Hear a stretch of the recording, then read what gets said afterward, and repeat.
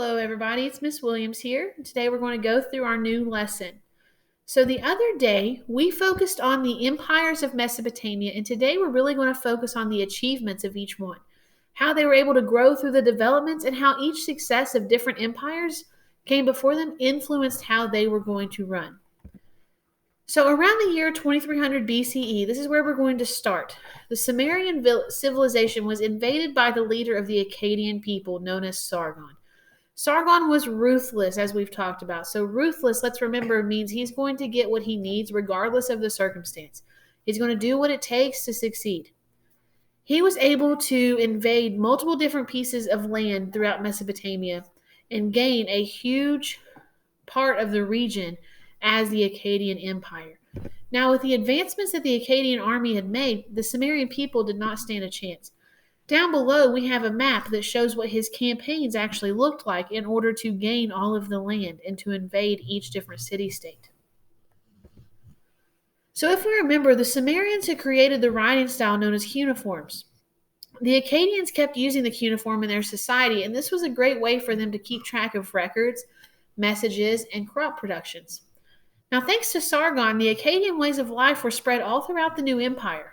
With the new empire, we really must remember how they include many different people from many different backgrounds. Different empires would use each different background in a better way than the one before. So it is important to see how these customs and cultures can be shared throughout the land. Now, the Babylonian Empire, if we remember, was led by Hammurabi.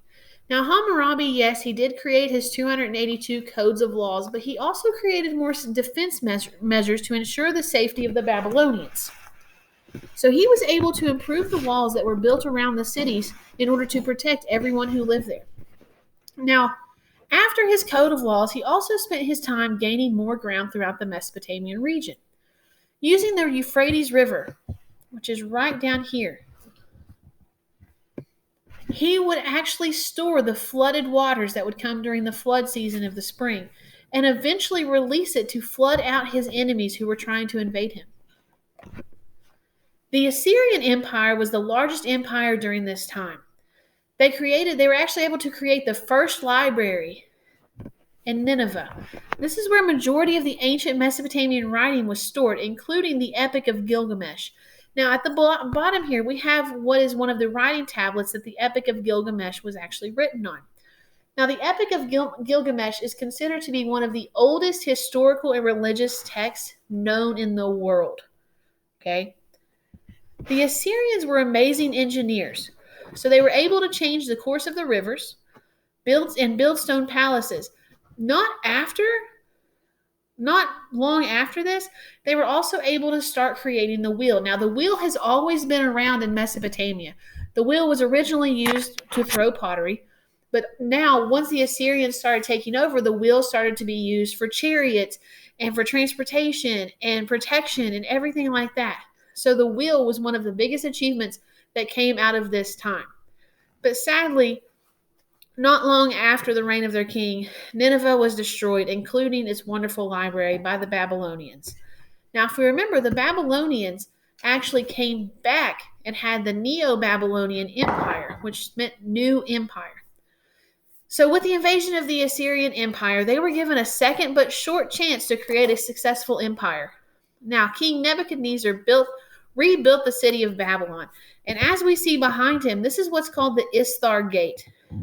It was made completely out of blue stone and was gorgeous. This was dedicated to the goddess of love and war, Isthar. And this is King Nebuchadnezzar right here in front. So to recap this, each different empire throughout this period of time was able to bring us many different advancements throughout their rule. They continued to have religion at the center of their empires, but also incorporated characteristics from previous empires and improved them. With religion being at the center of all of this, we've got to remember how each one developed. If you remember when we were talking about our empires, eventually they got to the point to where the Assyrians were actually fearful of demons and spirits. They were starting to realize that there was an afterlife. Every different empire was able to develop in their own way and really lead us to a great part of history and help us continue to grow as we continue to look at different countries and different regions. Guys, that's the end of the lesson. I hope you have a great day. And if you have any questions, please feel free to ask your teacher. Bye, guys.